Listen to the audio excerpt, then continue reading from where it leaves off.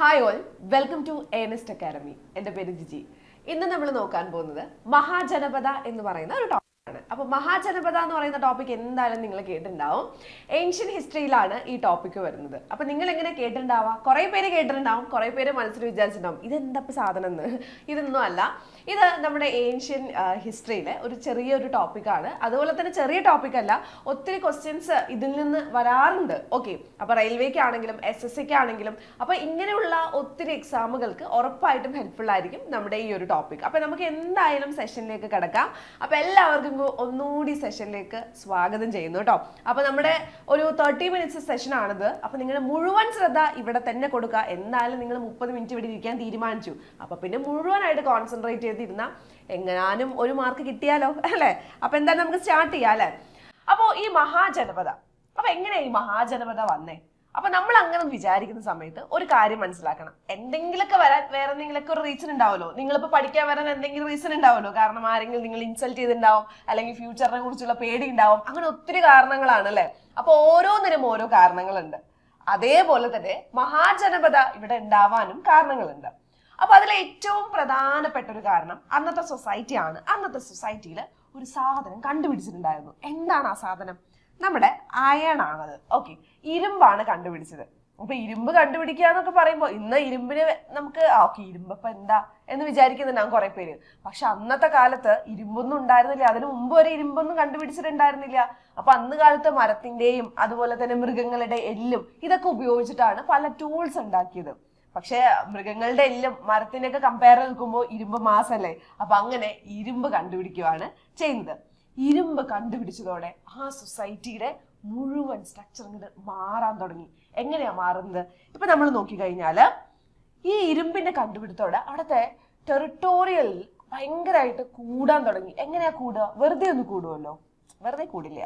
Okay, വെറുതെ കൂടത്തില്ല. പിന്നെ എന്തായിരുന്നു? ഇരുമ്പ് കണ്ടുപിടിച്ചതോടെ അവർ അഗ്രികൾച്ചർ ടൂൾസ് ഒക്കെ കണ്ടുപിടിച്ചു. നേരത്തെ എന്തായിരുന്നു? ഭയങ്കര കഷ്ടമായിരുന്നല്ലേ, പണിയെടുക്കാൻ ഭയങ്കര കഷ്ടമായിരുന്നു നേരത്തെ. കാരണം ഇരുമ്പൊന്നും ഉണ്ടാവില്ല. ഈ മണ്ണിന്റെ ഒക്കെ സാധനങ്ങൾ കൊണ്ടും അതുപോലെ തന്നെ മൃഗങ്ങളുടെ എല്ല് കൊണ്ടൊക്കെ ഇങ്ങനെ കുത്തി കിളച്ച്, അതുപോലെ തന്നെ മനുഷ്യന്മാര് ഇങ്ങനെയൊക്കെയായിരുന്നു കൂടുതൽ ഉണ്ടായിരുന്നത്. ഇരുമ്പ് കണ്ടുപിടിച്ചതോടെ അഗ്രികൾച്ചർ ടൂൾസ് ഉണ്ടാക്കി. ഒന്ന് ആലോചിക്കേ, കലപ്പ കൊണ്ടൊക്കെ മണ്ണ് കിളക്കുക എന്നൊക്കെ പറയുന്നത് കുറച്ച് ഈസി ആയിട്ടുള്ള കാര്യമല്ലേ. അപ്പൊ അതൊക്കെ കണ്ടുപിടിക്കുക. ഇതുപോലെ സിമിലാരിറ്റീസ് ഉള്ള ഒത്തിരി ടൂൾസ് എന്തായിരുന്നു കണ്ടുപിടിക്കാൻ തുടങ്ങി. അങ്ങനെ കുറെ ടൂൾസ് ഒക്കെ കണ്ടുപിടിച്ചു. അഗ്രികൾച്ചർ ടൂൾസ് കണ്ടുപിടിച്ചാൽ എന്തായിരുന്നു? കൂടുതൽ കൃഷി ഉണ്ടാക്കാൻ പറ്റും. കാരണം സമയ ലാഭമാണ്. നേരത്തെ 10 വെട്ട് വെട്ടേണ്ടത് ഇപ്പൊ എത്ര വെട്ട് വെട്ടിയാൽ മതി? ഒറ്റൊരു വെട്ട് വെട്ടിയാൽ മതി അല്ലെ. അപ്പോ കുറെ സമയ ലാഭമാണ്. അപ്പൊ കുറെ കൃഷി വീണ്ടും വീണ്ടും ഇറക്കാൻ തുടങ്ങി. അങ്ങനെ എന്തായിരുന്നു? സർപ്ലസ് വരാൻ തുടങ്ങി. ആദ്യ കാലഘട്ടത്ത് ഈ സാധനങ്ങൾ ഉണ്ടാക്കണത് എന്തിനാണെന്നറിയോ? നമ്മുടെ അന്നന്ന് നമ്മൾ സാധാരണ പറയത്തില്ലേ, നമ്മൾ അന്നന്ന് ഉണ്ടാക്കി ജീവിക്കുന്നവരാന്ന് പറയത്തില്ലേ, അതേപോലെ പണ്ട് കാലത്ത് കൃഷി അവർക്ക് ഭക്ഷണം വേണോ അവരുണ്ടാക്കും, അത് കഴിക്കും. പിന്നെ വേറെ നാളേക്ക് എന്നുള്ള ഒരു കാര്യമില്ല. സ്റ്റോർ ചെയ്ത് വെക്കുവാണെങ്കിലും 10 പേർക്ക് അല്ലെങ്കിൽ 10 കുടുംബത്തിന് സ്റ്റോറൊന്നും ചെയ്ത് വെക്കില്ല. അവർക്ക് ആവശ്യമുള്ള അത്യാവശ്യം കാര്യങ്ങളെ സ്റ്റോർ ചെയ്യുള്ളൂ. പക്ഷെ കൃഷി കൂടിയതോടെ എന്തായി? സർപ്ലസ് വരാൻ തുടങ്ങി. ഒത്തിരി കൃഷി വിഭവങ്ങള് ഉണ്ടാവാൻ തുടങ്ങി. ഈ ഉണ്ടായ കൃഷി സർപ്ലസ് വന്ന് എന്ത് ചെയ്യാം? നമുക്ക് വിൽക്കാൻ പറ്റും അല്ലെ. അങ്ങനെ ട്രേഡ് റിലേഷൻ തുടങ്ങുകയാണ്, വ്യാപാരം അവിടെ തുടങ്ങുകയാണ്. നോക്കണേ, നമ്മുടെ ഒരു സ്റ്റേറ്റ് വളർന്ന സ്റ്റേറ്റ് എന്ന് പറയുമ്പോൾ ശരിക്കും സംസ്ഥാനം എന്നല്ല കേട്ടോ പറയുന്നത്, നമ്മുടെ ആ ഒരു ജിയോഗ്രഫിക്കൽ ഏരിയനെയാണ്. നമ്മൾ ഭരണഘടനയിലാണെങ്കിലും സ്റ്റേറ്റ് എന്ന് പറയുന്നത് നമ്മുടെ സംസ്ഥാനം അല്ല കേട്ടോ ഉദ്ദേശിക്കുന്നത്. അങ്ങനെ വളരാൻ തുടങ്ങി. ഓരോ ടെറിട്ടറിയൊക്കെ പച്ച പിടിച്ച് വളരാൻ തുടങ്ങി. ടെറിട്ടറി നമുക്കറിയാം, ടെറിട്ടറി മാത്രമല്ല വളർന്നത്, അവിടുത്തെ മനുഷ്യന്മാരാണ്. അപ്പൊ മനുഷ്യന്മാർക്കും കുറെ സ്പേസ് കിട്ടിക്കഴിഞ്ഞാൽ അടി ഉണ്ടാക്കാൻ തുടങ്ങും. ഇതേപോലെ അവരും അടി ഉണ്ടാക്കാൻ തുടങ്ങി. ഈ ആൾക്കാരൊക്കെ തമ്മിൽ ഓരോരോ സ്റ്റേറ്റ്സ് തമ്മിൽ അടി ഉണ്ടാക്കാൻ വേണ്ടിയിട്ട് തുടങ്ങുകയാണ് ചെയ്യുന്നത്. അപ്പൊ അടി ഉണ്ടാക്കാൻ തുടങ്ങുമ്പോൾ ഇവിടെ ഇരുമ്പ് കണ്ടുപിടിച്ചിട്ടുണ്ടെന്ന് പറഞ്ഞില്ലേ. ഇരുമ്പ് നമ്മൾ കണ്ടുപിടിച്ചത് കാരണം അവരുടെ ഈ ടൂൾസ്, അതുപോലെ തന്നെ നമ്മൾ സാധാരണ ഈ വേറൊരു സാധനം പറയുമല്ലോ, എന്തായിരുന്നു? നമ്മുടെ ഈ ദേഹത്തൊക്കെ വെച്ച് കെട്ടുന്നില്ല, എനിക്ക് ആ സാധനത്തിന്റെ പേര് ഓർമ്മയില്ല കേട്ടോ. ആ ഒരു ഓർമ്മ ഉണ്ടോ ആർക്കെങ്കിലും? എങ്കിൽ താഴെ കമന്റ് ചെയ്യട്ടോ. എനിക്ക് ഓർമ്മയില്ലാത്തത് ആർക്കെങ്കിലും ഓർമ്മ ഉണ്ടെങ്കിൽ താഴെ കമന്റ് ചെയ്തോളൂ. ആ സാധനം പരിചയം, അങ്ങനെയുള്ള കുറെ സാധനങ്ങൾ ഉണ്ടല്ലോ. അപ്പൊ അതൊക്കെ ഉണ്ടാക്കാൻ തുടങ്ങി. അപ്പൊ യുദ്ധത്തിന് കുറെ വാരിയേഴ്സ് അവിടെ പുതിയതായിട്ട് ക്രിയേറ്റ് ആയി. കാരണം നേരത്തെ ഒരടി കൊടുത്തു കഴിഞ്ഞാൽ അവന്റെ നെഞ്ചത്ത് കൊള്ളും. ഇപ്പൊ ഒരു അടി കൊടുത്തു കഴിഞ്ഞാൽ എന്തായിരുന്നു? അവിടെ സംരക്ഷിക്കാൻ നമ്മുടെ എന്തായിരുന്നു, ഇരുമ്പിന്റെ കവചമുണ്ട്. അപ്പൊ ഇങ്ങനെയുള്ള അയൺ വെപ്പൺസ് ഒക്കെ ഉണ്ടാക്കാൻ തുടങ്ങി. അത് അവർക്ക് പ്രൊട്ടക്ഷനും നൽകാൻ തുടങ്ങി. അപ്പൊ ഇവിടെ നമ്മൾ നോക്കുവാണെങ്കിൽ നമ്മുടെ ഈ ജനപദാസ് വേദിക് ടെക്സ്റ്റില്, ജെയിൻ അതുപോലെ തന്നെ ബുദ്ധിസ്റ്റ് സോഴ്സിലൊക്കെ എന്തായിരുന്നു ഉണ്ട് ജനപദാസ് എന്ന് പറയുന്നത്. ജനപദാസ് എന്ന് പറയുന്നത് നമ്മൾ മലയാളത്തിലാട്ടോ, ശരിക്കും ജൻപദ്സ് എന്നാണ് പറയുന്നത്. നമ്മൾ മലയാളികൾ എന്ത് വിളിക്കും, ജനപദാസ് എന്ന് വിളിക്കും കേട്ടോ. അപ്പോൾ അങ്ങനെ കുറെ ടെക്സ്റ്റിന്റെ സോഴ്സസിൽ നമുക്ക് കാണാൻ സാധിക്കും ഈ ജനപദാസ് മെൻഷൻ ചെയ്തിരിക്കുന്നത്. അതുപോലെ തന്നെ നമ്മൾ നോക്കുവാണെങ്കിൽ ഇവിടെ different types of human settlements ആണ് ഉള്ളത്. ഓക്കെ, പല രീതിയിലുള്ള ഹ്യൂമൻ സെറ്റിൽമെന്റ്സ്, പല സ്വാഭാവികമായിട്ട് അങ്ങനെയാണല്ലോ അല്ലെ, നമ്മുടെ നാട്ടിൽ പല രീതിയിലുള്ള ഹ്യൂമൻ സെറ്റിൽമെന്റ്സ് ആണ് ഇപ്പോഴും നമുക്കുള്ളത്. അതിന്റെ ജിയോഗ്രഫിക്കൽ ഏരിയാസ്, ജിയോഗ്രഫിക്കൽ നെയിംസ് ഇതൊക്കെ എന്തായിരുന്നു വ്യത്യസ്തമായിരിക്കും. അതൊക്കെ പലപ്പോഴും ഏൻഷ്യൻ ടെക്സ്റ്റുകളിൽ പല പല ഭാഗത്തായിട്ട് മെൻഷൻ ചെയ്തിരിക്കുന്നതായിട്ട് കാണാൻ സാധിക്കും. ഓക്കെ, അപ്പോൾ ഈ ജനപദാസ് എന്ന് പറയുമ്പോൾ ഒരുമിച്ചുള്ള ഒത്തിരി ഹ്യൂമൻ സെറ്റിൽമെന്റ്സ്, ലാംഗ്വേജ്, അങ്ങനെയുള്ള ഒത്തിരി ഒത്തിരി ഒത്തിരി ഡിഫറെന്റ് ആയിട്ടുള്ള കുറെ സെറ്റിൽമെന്റ്സിനെയാണ് ഡിനോട്ട് ചെയ്യുന്നതെന്ന് മനസ്സിലാക്കുക കേട്ടോ. ഇനി നമ്മുടെ മഹാജനപദാസിന്റെ റൈസ് എങ്ങനെയായിരുന്നു, അവരുടെ വളർച്ച എങ്ങനെയായിരുന്നു നോക്കാം. BC 500 ഓക്കെ, എത്രയായിരുന്നു, BC 500 സെഞ്ചുറിയില് നമ്മൾ നോക്കുവാണെങ്കിൽ ജനപദാസ് എന്ന് പറയുന്നത് ഒരു കോമൺ ഫീച്ചേഴ്സ് ആയിട്ട് മാറി, ഒരു കോമൺ ഫീച്ചർ ആയിട്ട് മാറുവാണ് ചെയ്യുന്നത്. കോമൺ ഫീച്ചർ ആയിട്ട് മാറുവാണ്. നമ്മൾ 40 ജനപദാസ് ആയിരുന്നു അവ സമയത്ത് ഉണ്ടായിരുന്നത്. അപ്പൊ ഇവിടെ നമ്മൾ നോക്കുവാണെങ്കിൽ ഈ 40 ജനപദാസ് ഏതൊക്കെ സ്ഥലങ്ങളെയാണ് കവർ ചെയ്യുന്നത്? നമ്മൾ നോക്കുവാണെങ്കിൽ Afghanistan, south eastern central Asia, അതുപോലെ തന്നെ ഇങ്ങനെയുള്ള സ്ഥലങ്ങളിലെല്ലാം എന്തായിരുന്നു ഈ ഒരു 40 ജനപദാസ് കവർ ചെയ്ത് നിന്നു എന്നാണ് പറയുന്നത്. ഇത് എവിടെയാ മെൻഷൻ ചെയ്തിരിക്കുന്നത്? പാണിനിയിലാണ് മെൻഷൻ ചെയ്തിരിക്കുന്നത്. അപ്പൊ 40 ജനപദാസിനെ കുറിച്ച് എവിടെയാണ് മെൻഷൻ ചെയ്തിരിക്കുന്നത്? പാണിനിയിലാണ് മെൻഷൻ ചെയ്തിരിക്കുന്നതെന്ന് മനസ്സിലാക്കാം. ഇനി നമ്മൾ നോക്കുവാണെങ്കിൽ എന്തായിരുന്നു, നമ്മൾ പറഞ്ഞു ഇത് 500 BC-യിലാണ് കാര്യം സംഭവിക്കുന്നത്.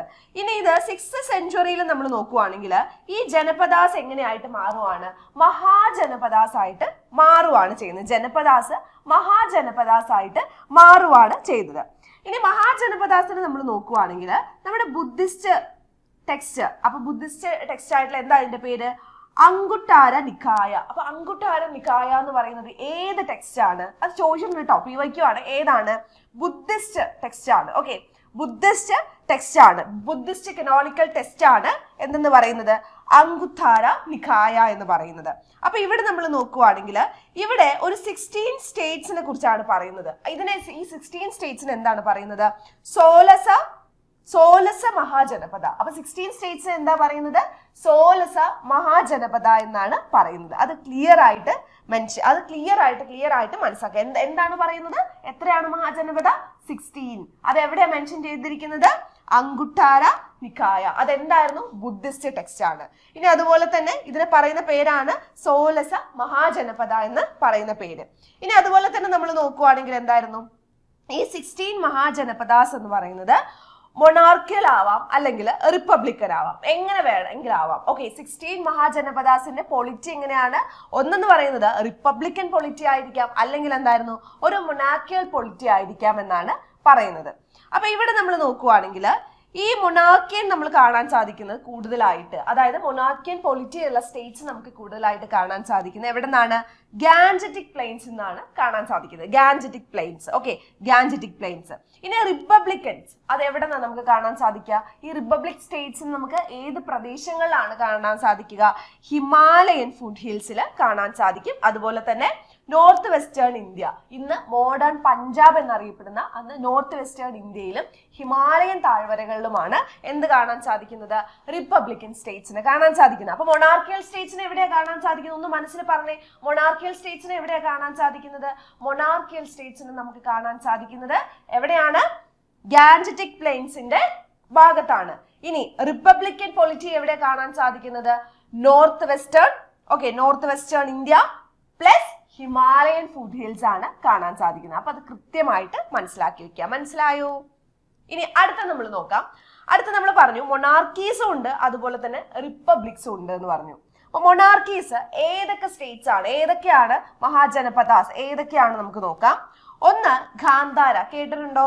അതുപോലെ തന്നെ കംബോജ, കാശി, വസ്ത, അവന്തി, ചേതി, കുരു, പാഞ്ചാല. കുരുവംശം, പാഞ്ചാല വംശം ഒക്കെ കേട്ടിട്ടില്ലേ? അത് തന്നെയാട്ടോ. ഇനി മത്സ്യ, അംഗ, കോസല, കോസല രാജകുമാരി കേട്ടിട്ടില്ലേ?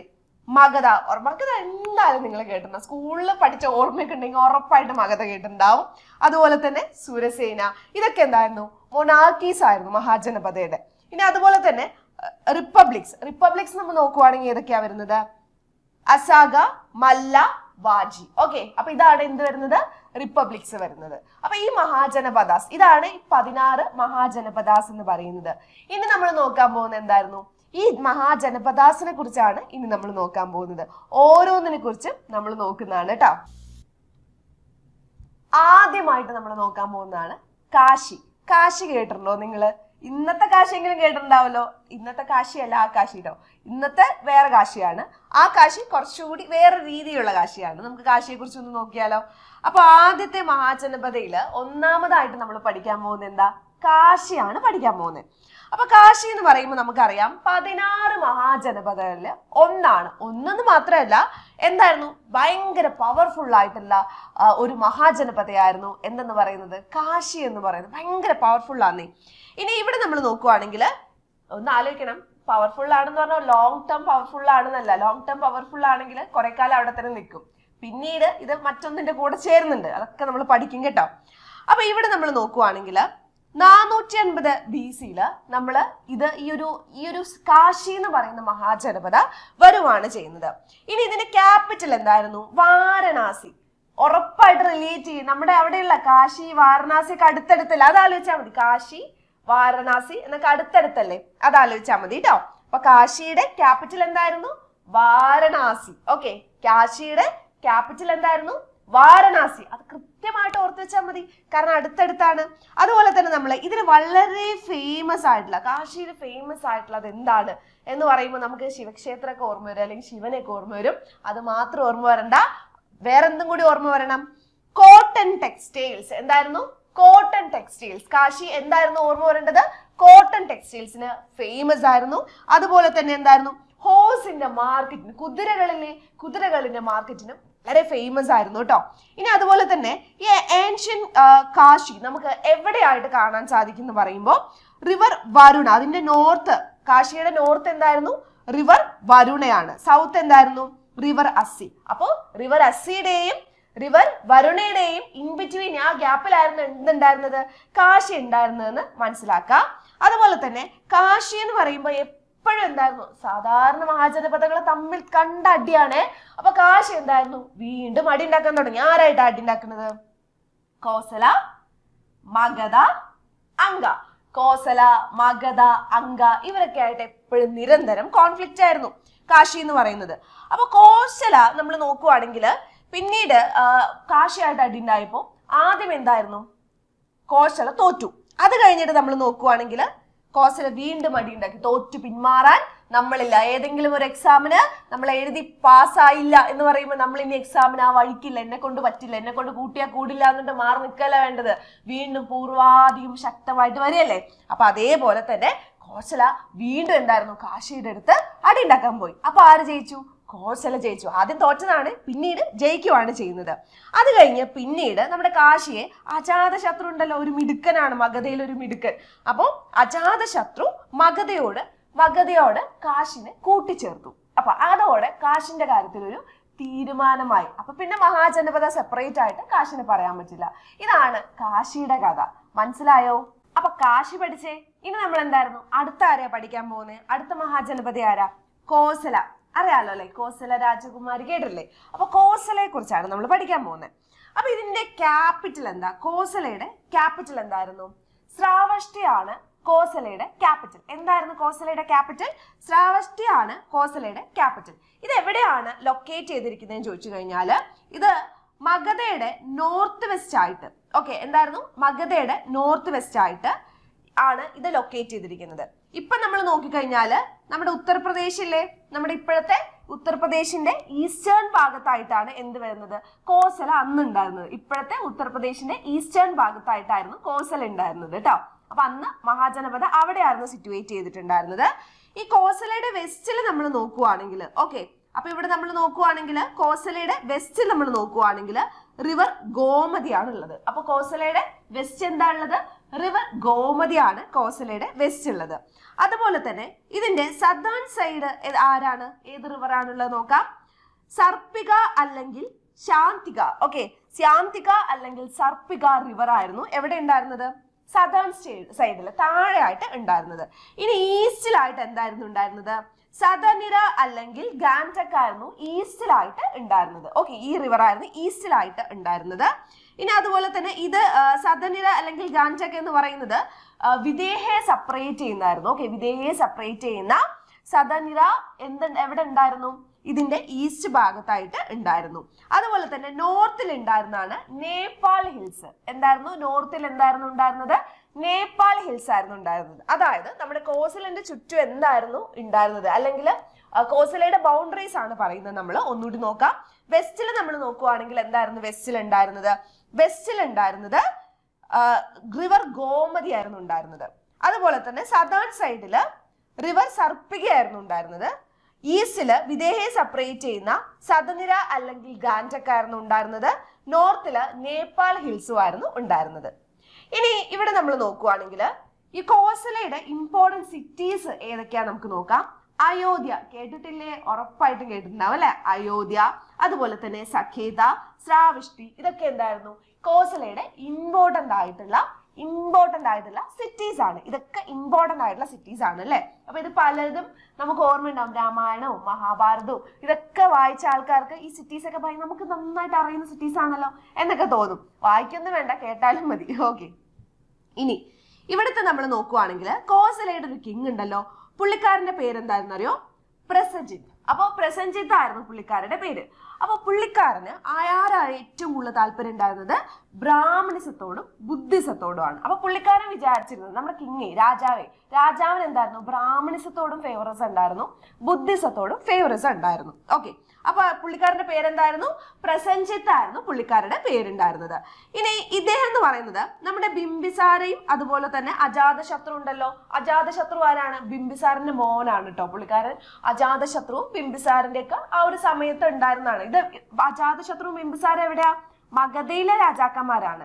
അപ്പൊ അവരുടെ ഒരു സമയത്താണ് പുള്ളിയും ഉണ്ടായിരുന്നതെന്ന് മനസ്സിലാക്കാം. ഇനി നമ്മുടെ ഈ പ്രസൻജിത്തിന്റെ ഒരു സിസ്റ്റർ ഉണ്ട്. ആരെ കല്യാണം കഴിക്കുവാണ്, ബിംബിസാരെ കല്യാണം കഴിക്കുവാണ്. ഓക്കെ, ആരുടെയാണ്, അതായത് പ്രസൻജിത്തിന്റെ സഹോദരി ആരെയാ കല്യാണം കഴിക്കുന്നത്, ബിംബിസാരെ കല്യാണം കഴിക്കുകയാണ് ചെയ്യുന്നത്. മഗധയുടെ രാജാവായിരുന്നു ആ സമയത്ത് ബിംബിസാര എന്ന് പറയുന്നത്. സ്ത്രീധനമായിട്ട് കാശി കൊടുക്കുവാണ്. അപ്പൊ കാശി എന്ത് കൊടുക്കുവാണ്, സ്ത്രീധനമായിട്ട് കൊടുക്കുവാണ്. എന്താല്ലേ, ഓരോ സ്ഥലങ്ങളൊക്കെയാ സ്ത്രീധനം കൊടുക്കുന്നത്. ഓക്കെ, സ്ത്രീധനമായിട്ട് കാശി കൊടുക്കുവാണ്, ഡൗറി ആയിട്ട് കൊടുക്കുവാണ് ചെയ്യുന്നത്. അപ്പൊ ഇവിടെ പെട്ടെന്നാണ് വേറൊരു സംഭവിച്ചത്.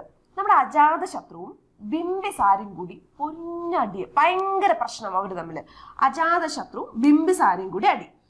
ഈ അടിയുടെ അവസാനം അജാതശത്രു എന്ത് ചെയ്തു, ബിംബിസാരെ കൊല്ലുവാണ് ചെയ്യുന്നത്. ഓക്കെ, അജാതശത്രു ബിംബിസാരെ കൊല്ലുവാണ് ചെയ്യുന്നത്. അപ്പൊ അജാതശത്രു എന്തായിരുന്നു, ബിംബിസാരെ കൊന്നു. സ്വന്തം അച്ഛനാണ്, അന്ന് കാലത്ത് വലിയ കാര്യമൊന്നുമില്ല. അച്ഛൻ മകനെ കൊല്ലുന്നു, മകൻ അച്ഛനെ കൊല്ലുന്നു, സഹോദരങ്ങളും തമ്മിലൊക്കെ ഫുൾ അടി, കൊല്ലുന്നു. ഇതൊക്കെ വളരെ കോമൺ ആയിട്ടുള്ള കാര്യമാണ് അന്നത്തെ കാലത്ത് കേട്ടോ. അപ്പൊ ഇവിടെ നമ്മൾ നോക്കുവാണെങ്കിൽ അജാതശത്രു ബിംബിസാരെ കൊന്നു, ബിംബിസാര മരിക്കുവാണ്. ബിംബിസാര ആണെങ്കിൽ പുള്ളിക്കാരന്റെ ഭാര്യയ്ക്ക് ഭയങ്കര ഇഷ്ടം. ഭാര്യ എന്ന് പറയുമ്പോൾ ആരാന്ന് മനസ്സിലായോ, നമ്മുടെ പ്രസൻജിത്തില്ലേ, പ്രസൻജിത്തിന്റെ സഹോദരിക്കാണെങ്കിൽ ഭയങ്കര ഇഷ്ടമാണ്. സഹിക്കോ, ഭർത്താവിനെയാണ് കൊന്നത്. പുള്ളിക്കാരന്റെ മോനാണെങ്കിലും അന്ന് കുറെ ഭാര്യമാരൊക്കെ ഉണ്ടായിരുന്നു, അത് വേറെ കാര്യം. പക്ഷെ എന്നാൽ പോലും എത്ര ഭാര്യമാരുണ്ടായാലും ഓരോ ഭാര്യയ്ക്ക് വിഷമല്ലേ. പക്ഷെ പ്രസൻജിത്തിന്റെ സിസ്റ്റർക്ക് ബിംബിസാരെ ഭയങ്കര ഇഷ്ടമായിരുന്നു.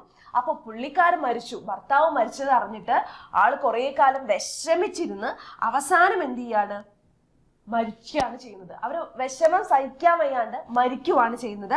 ആര്, നമ്മുടെ പ്രസൻജിത്തിന്റെ സഹോദരി മരിക്കുവാണ് ചെയ്തിട്ടുണ്ടായിരുന്നത്. അപ്പൊ ഇവിടെ നമ്മൾ നോക്കുവാണെങ്കിൽ ഇവിടെ ദേഷ്യം വന്നു. ആർക്കാണ്, പ്രസൻജിത്തിന് ദേഷ്യം വന്നു. എന്തിനാണ്, പുള്ളിക്കാരൻ നമ്മുടെ പ്രസൻജിത്ത് ആളുടെ സഹോദരനെ കല്യാണം കഴിച്ചു കൊടുത്ത് ബിംബിസാരക്കാണ്. അതിന് സ്ത്രീധനമായിട്ടാണ് കാശ് കൊടുത്തത്. ഇപ്പൊ എന്തായി, ബിംബിസാറിന് മോൻ കൊന്നു, അത് കാരണം തന്റെ സഹോദരിയും മരിച്ചു. അപ്പൊ കാശ് ആരുടെ കയ്യിലാണ്, അജാതശത്രുവിന്റെ കയ്യിലാണ്. സഹിക്കോ, സഹോദരിയുടെ മരണത്തിന് ഇൻഡയറക്റ്റ് ആയിട്ടാണെങ്കിലും കാരണം അജാതശത്രുവാണ്. അപ്പോ നമ്മള് ബിംബിസാര എന്ത് പറഞ്ഞു, തരില്ല, ഇനി ഒരു പരിപാടിയില്ല, എന്റെ കാശ് തിരിച്ചു വേണം എന്ന് പറഞ്ഞ് കാശിക്ക് വേണ്ടി വീണ്ടും അവിടെ ഫൈറ്റ് നടത്തുവാണ് ചെയ്യുന്നത്. ഭയങ്കരമായിട്ട് ഫൈറ്റ് നടത്തുവാണ് ചെയ്യുന്നത്. അപ്പൊ ഇവിടെ നമ്മൾ നോക്കുവാണെങ്കിൽ പിന്നെ കാശിക്ക് വേണ്ടി നടന്ന അടിയായിരുന്നു. സ്ത്രീധനം കൊടുത്ത സഹോദരി ഇല്ല, ഭർത്താവില്ല, പിന്നെ മോൻ എൻജോയ് ചെയ്യേണ്ടാവുണ്ട്, കാശ് തിരിച്ചു വേണമെന്ന് ഒരു ഭാഗത്ത് പ്രസഞ്ചിത്തും. മറ്റേവിടെ അജാതശത്രു, അധികാരമോഹിയായിട്ടുള്ള അജാതശത്രു എന്ത് പറഞ്ഞു? പറ്റില്ല, കാശ് ഞാൻ ചത്താല് നിങ്ങൾക്ക് തരത്തില്ല എന്ന്. ഇങ്ങനെ അടിയുടെ ഒടുവില് പ്രസഞ്ചിത്തിന് മനസ്സിലായി, ഇങ്ങനെ പോയി കഴിഞ്ഞാൽ എനിക്കിട്ട് നല്ല പണി കിട്ടും, ഇങ്ങനെ പോയി കഴിഞ്ഞാൽ എന്തായിരുന്നു ഭയങ്കര പ്രശ്നമാണെന്ന് ആർക്ക് മനസ്സിലാവാണ്? പ്രസഞ്ചിത്തിന് മനസ്സിലാവാണ് ചെയ്യുന്നത്. അപ്പൊ ഇങ്ങനെ പ്രസഞ്ചിത്തിന് മനസ്സിലാവുമ്പോൾ അവസാനം എന്തായാലും ഒരു അനുരഞ്ജനത്തിലെത്താം, എന്നാൽ ഒരു കോംപ്രമൈസ് ആവാം. കാരണം ഇങ്ങനെ അടിയുണ്ടാക്കി എവിടെയാ പോകുന്നത്? കുറെ പേർക്ക് നഷ്ടമല്ലേ. അപ്പൊ ഒരു കോംപ്രമൈസ് ആവാന്ന് പറഞ്ഞ് കോംപ്രമൈസിന് വിളിക്കുവാണ്. അപ്പോ അന്നത്തെ കാലത്ത് എങ്ങനെയാ കോംപ്രമൈസ് ആവുന്നേ? ശരിക്കും നമ്മൾ നോക്കുവാണെങ്കിൽ അന്നത്തെ കാലത്ത് മെയിൻ കോംപ്രമൈസിന്റെ ഒരു ഘടകം എന്ന് പറയുമ്പോൾ രാജാക്കന്മാരുടെ പുത്രികള് അല്ലെങ്കിൽ പുത്രന്മാര്, അതായത് കല്യാണം വഴിയാണ്. അപ്പൊ നമ്മുടെ പ്രസഞ്ചിത്തിന് ഒരു മകൾ ഉണ്ടായിരുന്നു. ആ മോളുടെ പേരാണ് വജിറ. ഓക്കെ, വജിറ എന്ന് പറയുന്ന പ്രസഞ്ചിത്തിന് അതിസുന്ദരിയായിട്ടുള്ള ഒരു മകൾ ഉണ്ടായിരുന്നു. ഈ അതിസുന്ദരിയായിട്ടുള്ള മകളെ അജാതശത്രു നൈസായിട്ട് അങ്ങനെ കല്യാണം കഴിച്ചു കൊടുത്തു. നീ എന്നോടാണ് യുദ്ധം ചെയ്യുന്നത്, അപ്പൊ ഒരു കാര്യം ചെയ്യ്, ഇനി യുദ്ധമൊന്നും വേണ്ട, എൻ്റെ ഒരു സുന്ദരിയായിട്ടുള്ള മോളുണ്ട്, മോളിലെ കല്യാണം കഴിച്ചു തരാം, അപ്പൊ പിന്നെ നീ എൻ്റെ അടുത്ത് യുദ്ധത്തിനൊന്നും വരരുത് എന്ന് പറഞ്ഞ് അജാതശത്രുവിന് കല്യാണം കഴിച്ചു കൊടുക്കുകയാണ് ചെയ്യുന്നത്. എന്നിട്ട് നേരത്തെ പ്രസഞ്ചിത്തിന് എന്തായിരുന്നു പ്രശ്നം? കാശി സ്ത്രീധനായി കൊടുത്ത് തിരിച്ചെടുക്കാന്നല്ലേ. അപ്പൊ എന്ത് ചെയ്തു പ്രസഞ്ചിത്ത്? വീണ്ടും കാശി തന്നെ സ്ത്രീധനായിട്ട് കൊടുത്തു. പ്രശ്നം തീർന്നല്ലോ. അജാതശത്രു ഇപ്പൊ ആരാ? മരുമകനാണ്. അപ്പൊ മരുമകന് സ്ത്രീധനമായിട്ട് കാശി കൊടുക്കുവാണ് ചെയ്തിട്ടുണ്ടായിരുന്നത്. അപ്പൊ ഇവിടെ നമ്മൾ നോക്കുവാണെങ്കിൽ അത് കഴിഞ്ഞ് പ്രസഞ്ചിത്ത് മരിക്കുകയാണ്. കുറച്ച് കഴിഞ്ഞ് പ്രസഞ്ചിത്ത് മരിച്ചു. അപ്പോഴെന്ത് ചെയ്യാണ്? നമ്മുടെ കോസലയും മഗധയോട് അജാതശത്രു കൂട്ടിച്ചേർക്കുകയാണ് ചെയ്യുന്നത്. കോസലയും എന്തായിരുന്നു? അജാതശത്രു മഗധയോട് കൂട്ടിച്ചേർക്കാണ്. കണ്ടോ അജാതശത്രുവിന്റെ ബുദ്ധി കണ്ടോ? എല്ലാ സാധനങ്ങളും മഗധയോട് കൂട്ടിച്ചേർത്ത് ആള് ഹെഡിൽ നിൽക്കും. ഭയങ്കര ക്ലെവർ ആയിരുന്നു. ഇതൊക്കെ കഥ പോലെ കേട്ടിരിക്കാനല്ല കേട്ടോ, കുറെ പേര് കഥ പോലെയൊക്കെ കേട്ടിരിക്കണം. അതിൽ ഞാൻ കുറെ പേരുകളൊക്കെ പറയുന്നുണ്ട്, കുറെ സ്ഥലങ്ങൾ പറയുന്നുണ്ട്, അതൊക്കെ ശ്രദ്ധിക്കണം കേട്ടോ. അതിന്റെ ഇടയിലാണ് കഥ കേൾക്കേണ്ടത്. കഥയല്ല മെയിൻ, അതിൻ്റെ ഉള്ള പേരുകളും അവിടുത്തെ മാറ്ററാണ് മെയിൻ കേട്ടോ. Okay fine. ഇനി അടുത്ത് നമുക്ക് നോക്കാം. അടുത്തൊരു മഹാജനപദയാണ് അംഗ. എന്തായിരുന്നു പേര്? അംഗ എന്നാണ് അടുത്ത മഹാജനപദയുടെ പേര്, അംഗ. അപ്പൊ അംഗ എന്ന് പറയുമ്പോൾ എന്തായിരുന്നു?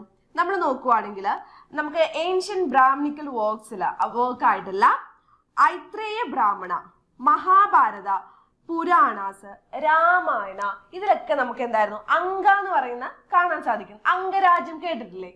അംഗരാജ്യം നമ്മൾ മഹാഭാരതത്തിലൊക്കെ കേട്ടില്ല, അംഗരാജ്യത്തിലെ രാജാവ് എന്നൊക്കെ കേട്ടില്ലേ? ആ അംഗരാജ്യത്തെ കുറിച്ചാണ് നമ്മൾ പറയാൻ പോകുന്നത്. അംഗ എവിടെയാണ് ലൊക്കേറ്റ് ചെയ്തിരിക്കുന്നത് എന്ന് വെച്ചാൽ മഗധയുടെ ഈസ്റ്റ് ആയിട്ടാണ് ലൊക്കേറ്റ് ചെയ്തിരിക്കുന്നത്. അപ്പൊ ഈ വെസ്റ്റ് എന്തായിരുന്നു?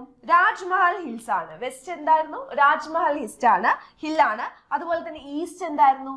മഗധയായിരുന്നു അംഗയുടെ ഉണ്ടായിരുന്നത്. ഓക്കെ, അപ്പൊ ഇവിടെ നമ്മൾ നോക്കുവാണെങ്കിൽ ഇതിന്റെ ക്യാപിറ്റൽ എന്താണ്? ക്യാപിറ്റൽ ചമ്പയാണ്. അപ്പൊ അംഗയുടെ ക്യാപിറ്റൽ ചമ്പ. ആ പേരൊന്ന് പറഞ്ഞു നോക്കിയേ, നല്ല മാച്ച് ഇല്ല പേര്, ഒന്ന് പറഞ്ഞു നോക്കി. അംഗയുടെ ക്യാപിറ്റൽ എന്തായിരുന്നു? ചമ്പയാണ് അംഗയുടെ ക്യാപിറ്റൽ എന്ന് പറയുന്നത്. അപ്പൊ അത് ക്ലിയർ ആയിട്ട് മനസ്സിലാക്കാം. അതുപോലെ തന്നെ നമ്മൾ നോക്കുവാണെങ്കിൽ ബിംബിസാരയുടെ സമയത്ത് എന്ത് ചെയ്യാണ്? ഇത് മഗധയോട് കൂട്ടിച്ചേർക്കുകയാണ് ചെയ്യുന്നത്. അത് മാത്രമല്ല കേട്ടോ, ബിംബിസാര ആകെ കൂടി കൂട്ടിച്ചേർത്ത ഒരു സ്ഥലമാണ് ഇതെന്ന് പറയുന്നത്. അപ്പൊ ഇത് മാത്രമാണ് ബിംബിസാര കൂട്ടിച്ചേർത്തിട്ടുള്ളൂ. അപ്പൊ അത് ക്ലിയർ ആയിട്ട് മനസ്സിലാക്കുക. ഓക്കെ, ഇനി അടുത്തതാണ് മഗധ. നമ്മൾ ഇത്ര നേരം പറഞ്ഞ മഗധയെ കുറിച്ചായിരുന്നു അല്ലെ. ബാക്കി എല്ലാ മഹാജനപദാസും പറയുമ്പോൾ തന്നെ നമ്മൾ മഗധ അതിൽ വന്നിട്ടുണ്ടായിരുന്നു. കാരണം എന്താ? മഗധ അത്രയും വലിയ, അത്രയും പോപ്പുലർ ആയിട്ടുള്ള ഒരു മഹാജനപദമാണ്. ഓക്കെ, മഗധ എന്ന് പറയുന്നത്. മഗധ എന്ന് പറയുന്നത് അഥർവ വേദയിലാണ് ആദ്യമായിട്ട് മഗധയെ കുറിച്ച് പറയുന്നത്. ഏത് വേദയിലാണ്? അഥർവ വേദയിലാണ് ആദ്യമായിട്ട് മഗധയെ കുറിച്ച് പറയുന്നത്. ഇത് ലൊക്കേറ്റ് ചെയ്തിരിക്കുന്നത് അംഗയ്ക്കും വത്സയ്ക്കും ഇടയിലാണ് മഗധ. ഓക്കെ, അംഗയ്ക്കും വത്സയ്ക്കും ഇടയിലാണ് മഗധ സിറ്റുവേറ്റ് ചെയ്തിരിക്കുന്നത്. ഇവിടെ നമ്മൾ നോക്കിക്കഴിഞ്ഞാൽ ഇന്നത്തെ മോഡേൺ പാട്ന, ഗയ ഡിസ്ട്രിക്റ്റ് ഇല്ലേ ബീഹാറിലെ, അതുപോലെ തന്നെ ബംഗാളിലെ ഈസ്റ്റേൺ പാർട്സ്, ഈ ഭാഗങ്ങളിലായിട്ടായിരുന്നു മഗധ ഉണ്ടായിരുന്നത്. ഓക്കെ, ഈ ഭാഗങ്ങളിലൊക്കെ ആയിട്ടായിരുന്നു മഗധ ഉണ്ടായിരുന്നത്. ഇവിടെ നോർത്ത് ആൻഡ് വെസ്റ്റ് എന്ന് പറയുന്നത് റിവർ ഗംഗയും അതുപോലെ തന്നെ സോണും. അപ്പൊ നോർത്തിൽ എന്തായിരുന്നു? റിവർ ഗംഗ. അതുപോലെ വെസ്റ്റിൽ എന്തായിരുന്നു? റിവർ സോണുമായിരുന്നു ഉണ്ടായിരുന്നത്. ഇനി അതുപോലെ തന്നെ വിന്ധ്യ മലനിരകളാലാണ് സൗത്ത് ഭാഗം ചുറ്റപ്പെട്ടിരിക്കുന്നത്. വിന്ധ്യ മലനിരകളാലാണ് സൗത്ത് ഭാഗം ചുറ്റപ്പെട്ടിരിക്കുന്നത്. അതുപോലെ തന്നെ ഈസ്റ്റ് എന്തുകൊണ്ട് ഏതാ ചുറ്റപ്പെട്ടിരിക്കുന്നത്? റിവർ ചമ്പയിലാണ് എന്തെന്നായിരുന്നു ഈസ്റ്റ് ഉള്ളത്. ഓക്കെ, ഈസ്റ്റേൺ ഭാഗത്ത് എന്താ ഉള്ളത്? റിവർ ചമ്പ. അപ്പൊ എങ്ങനെയാണ്? നോർത്തിൽ എന്താ ഉള്ളത്? ഗംഗാ നദിയാണ്. അതുപോലെ തന്നെ വെസ്റ്റില് സോൺ നദിയാണുള്ളത്. വിന്ധ്യ മലനിരകളിലെ അതാണ് ഏതിലുള്ളത്? സൗത്തില്, അതായിട്ട് ചുറ്റപ്പെട്ടിരിക്കുവാണ്. അതുപോലെ തന്നെ ഈസ്റ്റിൽ എന്തായിരുന്നു? ചമ്പാ നദിയാണ് ഈസ്റ്റിൽ ഉണ്ടായിരുന്നത്. അപ്പൊ ഇതിന്റെ നടുവിലാണ് എന്തുള്ളത്? മഗധയുള്ളത്. അത്രയും പവർഫുൾ ആയിട്ടുള്ള ഒരു മഹാജനപദയാണ് മഗധ എന്ന് പറയുന്നത്. ഇനി അവിടുത്തെ അതുപോലെ തന്നെ നമ്മൾ നോക്കുവാണെങ്കിൽ ഇതില് രാജഗൃഹയാണ് ക്യാപിറ്റൽ. രാജഗൃഹ അല്ലെങ്കിൽ ഗിരിവ്രജ എന്നാണ് പറയുന്നത്. ഇമ്പോർട്ടന്റ് ആണ്, ചോദിച്ചിട്ടുണ്ട്. മഗധയുടെ ക്യാപിറ്റൽ എന്താണ്? രാജഗൃഹ. അന്ന് ആൻസർ ഉണ്ടായിരുന്നത് രാജഗൃഹ എന്നായിരുന്നു കേട്ടോ. രാജഗൃഹ. ഈ രാജഗൃഹ ഓപ്ഷൻ ഇല്ലെങ്കിൽ ക്വസ്റ്റ്യൻ തെറ്റിച്ചു എന്നൊന്ന് വിചാരിക്കരുത്. ഗിരിവ്രജ ഉണ്ടോ നോക്കുക. ഗിരിവ്രജ ഉണ്ടെങ്കിൽ അതും ശരിയാണ്. രാജഗൃഹ അല്ലെങ്കിൽ ഗിരിവ്രജയാണ് മഗധയുടെ ക്യാപിറ്റൽ എന്ന് പറയുന്നത് കേട്ടോ. അപ്പൊ ഈ ക്യാപിറ്റൽ എന്ന് പറഞ്ഞാൽ ചുമ്മാതൊന്നും അല്ല. എന്താണ്? 5 ഹിൽസ് കൊണ്ട് ചുറ്റപ്പെട്ടിട്ടാണ് ഈ ക്യാപിറ്റൽ ഇരിക്കുന്നത്. അപ്പൊ ഒന്ന് ആലോചിക്കാം, അത്രത്തോളം സുരക്ഷിതമായിട്ടുള്ള ഒരു ഭാഗമാണ് ഇതെന്നാണ് ആലോചിക്കേണ്ടത്. അത്രത്തോളം സുരക്ഷിതമായിട്ടുള്ള ഒരു ഭാഗമാണ് ഇത് വരുന്നതെന്ന് മനസ്സിലാക്കുക. അതുപോലെ തന്നെ നമ്മൾ നോക്കുവാണെങ്കിൽ ഇവിടെ മഗധ നമ്മൾ നോക്കിക്കഴിഞ്ഞാൽ ആരാണ് ഈ ഒരു ഡൈനാസ്റ്റി ഫൗണ്ട് ചെയ്തത്? PYQ ആണ് ചോദിച്ചിട്ടുണ്ട്. ഓക്കെ, RRB ചോദിച്ചിട്ടുണ്ട്. ആരാണ് ഇത് ഫൗണ്ട് ചെയ്തെന്ന് ചോദിച്ചു കഴിഞ്ഞാൽ ബൃഹദ്രഥ ആണ്. ഓക്കെ, ബൃഹദത്ത അല്ലെങ്കിൽ ബൃഹദ്രഥ എന്നും പറയുന്നുണ്ട്. അപ്പൊ ഇദ്ദേഹമാണ് എന്ത് ചെയ്യുന്നത്? മഗധ ഫൗണ്ട് ചെയ്തത്. ഇദ്ദേഹമാണ് മഗധ ഫൗണ്ട് ചെയ്തത്, ആ ഒരു ഡിനാസ്റ്റി ഫൗണ്ട് ചെയ്തതെന്ന് മനസ്സിലാക്കുക. ഓക്കെ, ഏർലിയസ്റ്റ് ഡിനാസ്റ്റി ഫൗണ്ട് ചെയ്യുന്നത് ഇദ്ദേഹമാണെന്ന് മനസ്സിലാക്കുക. അതുപോലെ തന്നെ നമ്മൾ നോക്കുവാണെങ്കിൽ ഈ മഗധാന്ന് ഇത്രയും പോപ്പുലർ ആയതിന് കാരണം നമുക്കറിയാം. കാരണം നമ്മൾ ബാക്കിയുള്ള മഹാജനപദാസ് ഒക്കെ പറഞ്ഞപ്പോ എന്ത് പറഞ്ഞു? മഗധ കൂട്ടിച്ചേർത്തു, അജാതശത്രു കൂട്ടിച്ചേർത്തു, ബിംബിസാര കൂട്ടിച്ചേർത്തു എന്നൊക്കെ പറഞ്ഞു. അപ്പൊ സ്വാഭാവികമായിട്ടും മഗധ ഇത്രയും പവർഫുൾ ആവാൻ, അല്ലെങ്കിൽ മഗധ ഏത് സമയത്തായിരുന്നു ഏറ്റവും കൂടുതൽ പവർഫുൾ, അല്ലെങ്കിൽ മഗധയിലെ ഏറ്റവും പ്രഗത്ഭരായിട്ടുള്ള 2 പേര് ആരാണ് ചോദിക്കുമ്പോൾ ആരാ 2 പേര്? ആരാ? ബിംബിസാരയും അദ്ദേഹത്തിന്റെ ഒരേ ഒരു പുത്രനല്ല, ഒരേ ഒരു ധൂർത്ത പുത്രൻ എന്ന് പറയാം. കാരണം പുള്ളിയാണല്ലോ കൊന്നത്, അജാതശത്രു. ഓക്കെ, അപ്പൊ ബിംബിസാരയും അജാതശത്രുവാണ് വളരെ പോപ്പുലർ ആയിട്ടുള്ള മഗധയിലെ 2 ഗ്രേറ്റ് കിങ്സ് എന്ന് പറയുന്നത്. ഇനി അതുപോലെ തന്നെ നമ്മൾ നോക്കുവാണെങ്കിൽ അജാതശത്രുവിന്റെ കാലഘട്ടത്ത് ആണ് മഗധ എന്ത് ചെയ്യാണ് ഭയങ്കര പോപ്പുലർ ആയത്. ഓൾറെഡി ബിംബിസാറിന്റെ സമയത്തായിരുന്നു. എന്നാലും അജാതശത്രുവിന്റെ കാലഘട്ടം ഒത്തിരി സ്ഥലങ്ങൾ, ഒത്തിരി ജനപദാസിനെ കൂട്ടിച്ചേർക്കുവാണ് മഗധയുടെ അടുത്ത്. അതുപോലെ തന്നെ വാജ്യമായിട്ട് കോൺഫ്ലിക്റ്റ് നടന്നത് ആരുടെ കാലഘട്ടത്താണ്? അജാതശത്രുവിന്റെ കാലഘട്ടത്താണ്. ഇല്ലെങ്കിൽ അജാതശത്രു എല്ലാവരുടെയും പോയി കോൺഫ്ലിക്റ്റ് ഉണ്ടാക്കി അവരുടെ സ്ഥലങ്ങളൊക്കെ കൂട്ടിച്ചേർക്കലായിരുന്നു പുള്ളിക്കാരന്റെ ഒരു ഹോബി എന്ന് പറയുന്നത് അല്ലെ. ഇനി അടുത്തതാണ് നമ്മൾ നോക്കാൻ പോകുന്നത്, വത്സയാണ് നോക്കാൻ പോകുന്നത്. ഓക്കെ, അടുത്തതാണ് വത്സ. അപ്പൊ വത്സ നമുക്ക് നോക്കിയാലോ. വത്സ എന്ന് പറയുമ്പോൾ എന്തായിരുന്നു? വത്സ നമ്മൾ നോക്കുവാണെങ്കിൽ ഋഗ്വേദിക് പീരീഡില് നമുക്ക് കാണാൻ സാധിക്കും. ഓക്കെ, ഋഗ്വേദിക് പീരീഡില് ഇതിന്റെ വത്സ എന്ന് പറയുന്ന ഇത് നമുക്ക് കാണാൻ വേണ്ടിയിട്ട് സാധിക്കും, അപ്പിയർ ചെയ്യുന്നത് ആദ്യമായിട്ട്. അതുപോലെ തന്നെ കുരൂസിന്റെ, okay, it is said to be an offshoot of Kurus. അപ്പൊ ഈ കുരുവംശമില്ലേ, കുരുവംശികരാണ് ഇവരെന്നാണ് പറയുന്നത്. ആ ഒരു ഭാഗത്താണ്, അല്ലെങ്കിൽ കുരുവംശത്തിൽ പെട്ടവരാണ് ഈ ഭാഗത്തുള്ള ആൾക്കാർ എന്നാണ് പറയുന്നത്. കുരു നമുക്കറിയാലോ അല്ലെ, നമ്മൾ മഹാഭാരതത്തിൽ കേട്ടിട്ടില്ലേ? ഫൈൻ. ഇനി അടുത്ത് നമ്മൾ നോക്കുവാണെങ്കിൽ ഇത് ഹസ്തനീപൂരിൽ നിന്നും ഇവരുടെ എന്ത് ചെയ്യും മാറ്റാണ് സെറ്റിൽമെന്റ് മാറിയിട്ട് പിന്നീട് കോസംബിയിലേക്ക് വന്ന ആൾക്കാരാണ് എന്തെന്ന് പറയുന്നത് വത്സയിലുള്ള ആൾക്കാർ എന്ന് പറയുന്നത്. വത്സ എന്ന് പറയുന്നത് ഇന്നത്തെ അലഹബാദ്, ഓക്കെ, അലഹബാദ് ഡിസ്ട്രിക്റ്റിലെ അലഹബാദ് ഡിസ്ട്രിക്റ്റും അതുപോലെ തന്നെ മിർസാപൂർ ഡിസ്ട്രിക്റ്റുമായിട്ടാണ് ഉണ്ടായിരുന്നത്. ഇന്നത്തെ കേട്ടോ യുപിയിലെ മിർസാപൂർ അലഹബാദ് ഡിസ്ട്രിക്റ്റിലെ അതിന്റെ ഭാഗത്താണ് എന്ത് വരുന്നത്? വത്സ വരുന്നത്. ഇതിന്റെ ക്യാപിറ്റൽ എന്ന് പറയുന്നത് ആരായിരുന്നു? കൗശംബിയാണ് ഇതിന്റെ ക്യാപിറ്റൽ. കൗശംബിയാണ് ഇതിന്റെ ക്യാപിറ്റൽ വരുന്നത്. ഓക്കെ, അപ്പൊ നേരത്തെ എന്തായിരുന്നു? ഹസ്തനിപൂർ ആയിരുന്നു, പിന്നീടാണ് കൗശംബിയിലേക്ക് മാറ്റിയത് നമ്മൾ പറഞ്ഞിട്ടുണ്ടായിരുന്നു. ഇനി അതുപോലെ തന്നെ നമ്മൾ നോക്കുവാണെങ്കിൽ ഇനി ഇവിടുത്തെ റൂളറിന്റെ പേരെന്തായിരുന്നു? ഉദയന എന്നാണ് റൂളറിന്റെ പേര്. പേരെന്തായിരുന്നു? ഉദയന എന്നായിരുന്നു റൂളറിന്റെ പേരെന്ന് പറയുന്നത്. അപ്പൊ ഈ ഉദയന എന്ന് പറയുന്ന റൂളർ ആരായിട്ടൊക്കെ അടിയുണ്ടായി? അജാതശത്രുവായിട്ട്. അജാതശത്രു എല്ലാവർക്കും ശത്രുവാണ്, കോമൺ ശത്രു. അതാണ് പേര് അനുവദ്യമാക്കുന്ന ഒരു രാജാവാണ് അജാതശത്രു.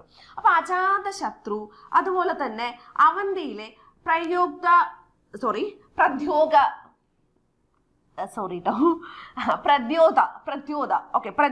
അവന്തിയിലെ പ്രദ്യോതയും അജാതശത്രുവായിട്ട് എപ്പോഴും എന്തായിരുന്നു, അടി ഉണ്ടാവുമായിരുന്നു. അടി എന്ന് പറയുമ്പോൾ നമ്മുടെ അടിയല്ല, വഹാർ ഉണ്ടാവുമായിരുന്നു. ഓക്കെ, അപ്പൊ എപ്പോഴും നമുക്കറിയാം രാജാക്കന്മാരാകുമ്പോ 1 പറഞ്ഞ് 2 പറഞ്ഞ് 3-മത്തേന് യുദ്ധം, അതാണല്ലോ പരിപാടി. അപ്പൊ അവരായിട്ട് എപ്പോഴും യുദ്ധം വെക്കുമായിരുന്നു. ഇവിടെ നമ്മുടെ മഗധ കിങ്ങിനെ ഒന്ന് സെറ്റ് ആക്കാൻ വേണ്ടി, കാരണം മഗധ കിങ് എന്ന് പറയുന്ന ആരാണ്, അജാതശത്രു അല്ലേ. അജാതശത്രുവിനെ ഒന്ന് സമാധാനിപ്പിക്കാൻ വേണ്ടി എന്ത് ചെയ്തു, അജാതശത്രുവിനെ സമാധാനിപ്പിക്കാൻ എന്താണ്, ഒരു കല്യാണം കഴിപ്പിച്ചു കൊടുക്കുക എന്ന് പറഞ്ഞിട്ട് നമ്മുടെ ഉദയനെ എന്ത് ചെയ്യാണ്, മഗധയായിട്ട് ഒരു മാട്രിമോണിയൽ അലയൻസ് വെക്കുകയാണ്. അതോടുകൂടി അവരായിട്ടുള്ള പ്രശ്നം തീർന്നു. കാരണം യുദ്ധം ചെയ്തിട്ട് നമ്മൾ വീക്കാണോ എന്ന് ഡൗട്ട് ഉണ്ടായി കഴിഞ്ഞാൽ സുന്ദരികളായ രാജകുമാരികൾ ഉണ്ടെങ്കിൽ നമ്മളെ നൈസായിട്ട് അങ്ങോട്ട് കല്യാണം കഴിച്ചു കൊടുത്തോളും. അതാണ് മെയിൻ പരിപാടി എന്ന് പറയുന്നത്. അതുപോലെ തന്നെ നമ്മൾ നോക്കുവാണെങ്കിൽ ഇവിടെ നമ്മുടെ ഈ അവന്തിയായിട്ട് നമ്മൾ നോക്കിക്കഴിഞ്ഞാൽ വീണ്ടും ആർക്ക് പ്രശ്നം ഉണ്ടായിരുന്നു, ഉദ്യാനിന് പ്രശ്നം ഉണ്ടായിരുന്നു. അവന്തിയായിട്ട് പ്രശ്നം ഉണ്ടായപ്പോൾ ആളിനെയും കൂടി സെറ്റിൽ ചെയ്യണ്ടേ, കാരണം നമ്മൾ നേരത്തെ മഗധയാണ് മാട്രിമോണിയൽ അലയൻസ് വഴി സെറ്റിൽ ചെയ്തത്. അപ്പോൾ ഇത് എന്ത് ചെയ്യാണ്, വീണ്ടും അഗെയിൻ ഉദ്യാനെ എന്ത് ചെയ്യാണ്, അവന്തിയുടെ രാജാവിന് തന്റെ സുന്ദരിയായ മകളെ അവർക്കും കല്യാണം കഴിച്ചു കൊടുക്കുകയാണ്. അതോടുകൂടി അവരായിട്ടുള്ള പ്രശ്നവും സെറ്റിലായി. ഇങ്ങനെ കല്യാണം കഴിച്ചു കൊടുത്ത് എന്തായിരുന്നു, പ്രശ്നങ്ങളൊക്കെ സോൾവ് ചെയ്യലായിരുന്നു മെയിൻ ആയിട്ടുള്ള പരിപാടി എന്ന് പറയുന്നത്. ക്ലിയർ ആണെന്ന് വിചാരിക്കുന്നു കേട്ടോ. ഇനി അതുപോലെ തന്നെ നമ്മൾ നോക്കുവാണെങ്കിൽ നമ്മുടെ ഈ ഉദ്യാന കിങ് അല്ലേ, കിങ് ഉദയന എന്ന് പറയുന്നത് ഈ ഭയങ്കര നമ്മൾ നോക്കുവാണെങ്കിൽ ബുദ്ധയുടെ കോണ്ടംപററി ആണെന്നാ പറയുന്നത്. അതായത് കോണ്ടംപററി എന്ന് പറഞ്ഞാൽ സമകാലീനാണെന്നാണ് പറയുന്നത് ഈ കിങ് എന്ന് പറയുന്നത്.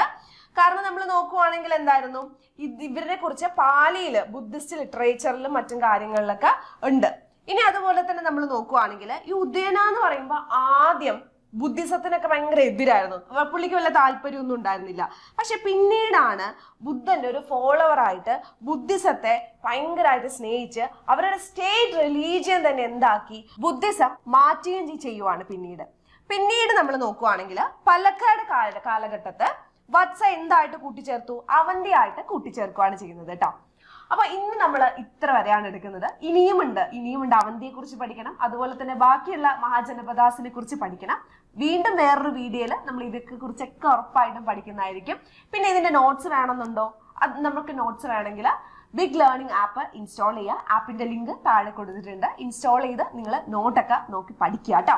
നല്ല രീതിയിൽ പഠിക്കുക. ഈ ക്ലാസ് ഹെൽപ്ഫുൾ ആയെന്ന് വിചാരിക്കുന്നു. അതുപോലെ തന്നെ നിങ്ങൾക്ക് കോഴ്സിന് എന്തെങ്കിലും ജോയിൻ ചെയ്യാൻ താല്പര്യം ഉണ്ടെങ്കിൽ നമ്മുടെ കോഴ്സിന് ജോയിൻ ചെയ്യാം. കൂടുതൽ ഡീറ്റെയിൽസിനായി നമ്മൾ നമ്പറും കൂടി കൊടുക്കുന്നുണ്ട്, നിങ്ങളൊന്ന് കോൺടാക്ട് ചെയ്താൽ മതി. അപ്പൊ എല്ലാവർക്കും ഓൾ ദി ബെസ്റ്റ്. പഠിക്കുക, ഉറപ്പായിട്ടും പഠിക്കുക. നിങ്ങൾക്ക് വേണ്ടി പഠിക്കാൻ നിങ്ങൾ മാത്രമേ ഉള്ളൂ എന്ന് മനസ്സിൽ എപ്പോഴും ചിന്ത വേണം കേട്ടോ.